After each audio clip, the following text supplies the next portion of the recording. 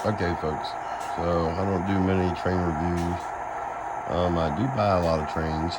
And I want to touch base on this one here a little bit. I'm not going to give you the whole unboxing crap. Everybody knows how these things come boxed, with the little neoprene down on the sides, etc., etc., with the blister packaging and the pretty box. This here is actually Athearn's new SD90 offering. The red is a more deeper red. I have a light on it because of the way my layout is. Don't mind the mess.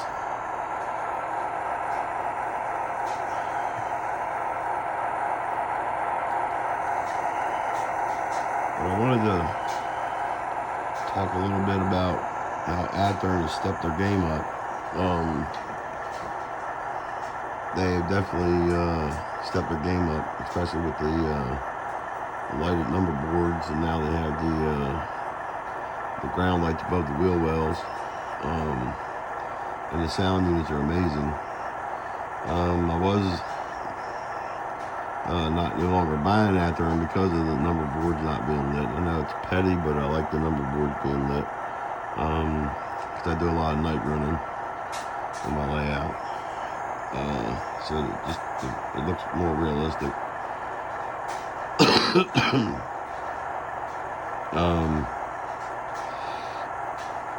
But I was a big fan of scale trains. But here lately, the last couple of scale trains units I bought, especially the -9s, all came missing some of the steps and things like that.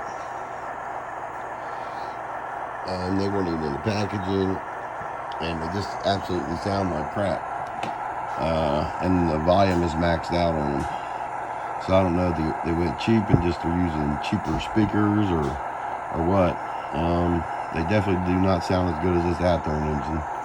And like I said, I just recently started purchasing Athearn again because they're lighting their number boards. I originally sold all my Athearn stuff. I wasn't a big fan of the Tsunami, but they've raised the bar altogether. The Tsunami 2 and this is amazing. It sounds amazing. The horn sounds wonderful.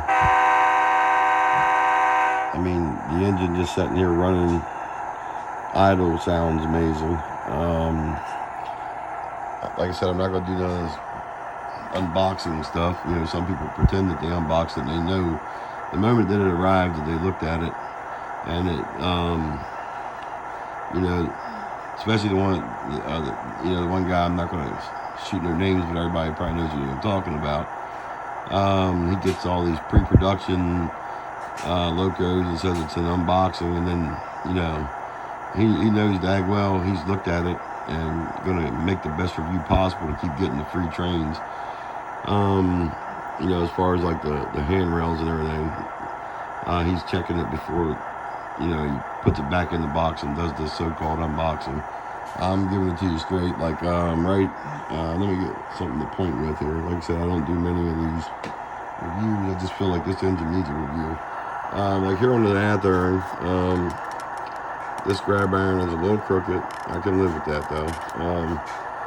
As far as all the handrails and everything, it looks pretty decent. It's still the plastic, Athearn rails. There might be a wave here and there, but it's nothing that can't be easily straightened out. The switch to LED lights is amazing. At least on the other few Athearn engines that I've purchased. So I'm going to go ahead and, this is the first time I've used any of the lighting features on the engine, and that's the truth. So we're going to, turn on the headlights now and see how that looks with the LEDs. Nice bright LEDs. Not overwhelmingly bright. I'm probably pretty sure that they're on the dimmer right now because the engine's idle. Let me find the ditch lights here on my I gotta go through and map all, label all these on my ESU station. There's the number boards. Now the number boards in the video, for some reason, they look like they're flickering, but sitting here looking at them, there is like a, like a little tiny flicker. Nothing real noticeable. Like you gotta sit and watch it for a few seconds. It looks way worse in the video. Let me see the ditch lights. I'm hoping is no, not number 7. Oh, number 5. And there's the ditch lights. And I will point out, and it may just be the lens in it, but the one on the right looks a little brighter. Or actually, looking at it, me facing it, the one on the left looks a little brighter than the one on the right. You probably can see that in the camera a little bit. And they look like they're flickering as well in the video, but they are not flickering.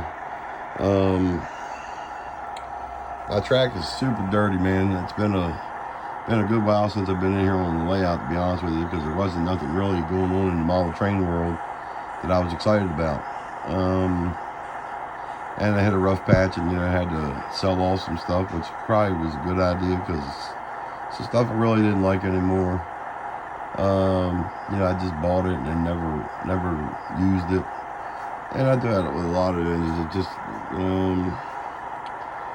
I don't know. You guys know what that is. I mean, we all do it in this hobby. But like I said, this is the new offering from Athearn. This is the SD90 MAC. This is number 9300. It's got a lot of great details on it. I'm not going to flip it around, but I mean, you really can't see the grill too well here. Let me see if I can zoom in while I'm videoing. But the grills and everything, they're amazing. Amazing details. It's got all the warning labels and all that on there. I'm just making a review for like guys like me that are just looking for a simple review to let them know, how good the engine is. Some guys got to get into all this, how much it weighs and all that. I mean, this is a pretty stout little locomotive. It's got a nice weight to it. I haven't pulled any cars with it yet. I may do a future review if it's terrible at pulling. But for the most part, they do pull well. I have the Union Pacific in this as well. I may do a review on that later on, just to let you know how it turned out when it came out of the box. But as far as the overall engine, I mean, it's pretty sexy, man. Like if I had to choose this or a scale trained engine right now, I'd probably pick a dozen of these Athearn engines over the scale trains. There's not it jerking. This is my command center. I'm just trying to scoot it up a little bit. I mean, it operates smooth from what I can see. It's pretty sexy, man. And this is like the SD70s. The top does pop off. I'm not going to do all that for you.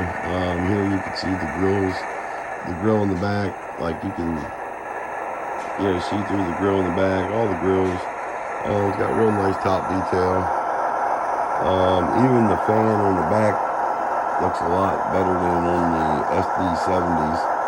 It actually has depth now. Overall, it's a pretty sexy engine. Like I said, I'm not going to get into a 2-hour thing about it.